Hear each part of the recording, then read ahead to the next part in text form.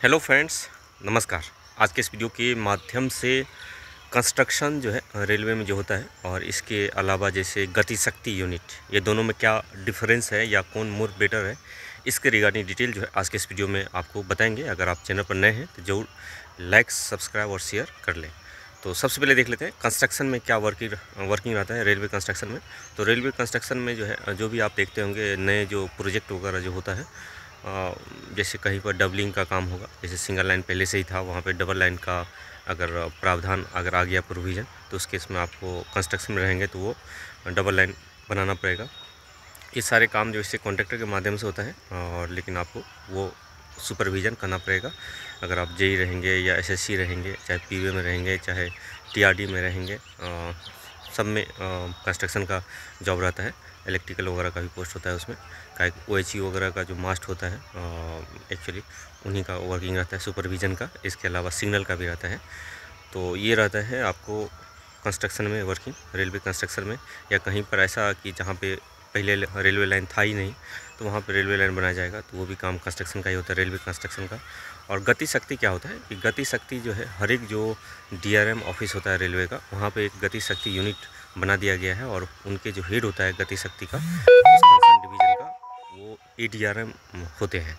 तो एडीआरएम के देखरेख में ये गति शक्ति यूनिट बनाया गया है। और दूसरा क्या है, इसमें जो डिवीज़न का जो वर्क होता है, जैसे मान लीजिए कोई अगर रतलाम डिवीज़न है, तो रतलाम डिवीज़न में कहीं पर डबलिंग का काम होगा या कहीं पर यार्ड का रिमॉडलिंग का काम होगा, तो वो सब कार्य को फास्ट गति से जो है, तेज़ गति से करवाने का काम रहता है। गति शक्ति यूनिट के जो इंजीनियर होते हैं उनका काम रहता है। वैसे काम कॉन्ट्रैक्टर के माध्यम से वहाँ भी होता है।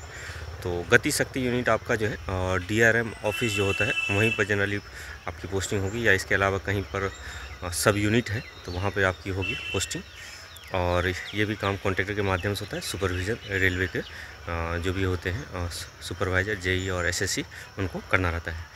तो दोनों में मोर बेटर कौन सा है वो देख लेते हैं। कंस्ट्रक्शन में क्या हो सकता है कि हो सकता है कहीं पर जहाँ पे नए रेलवे लाइन का कंस्ट्रक्शन हो, वहाँ पर रेलवे लाइन था ही नहीं, तो उस केस में हो सकता है कि सिटी से दूर आपको रुकना पड़े या वहीं पर रह के जो है कंस्ट्रक्शन का एक्टिविटी करवाना पड़े। तो वो थोड़ा आपको रहने वगैरह के तरीके से जो है उतना अच्छा नहीं है।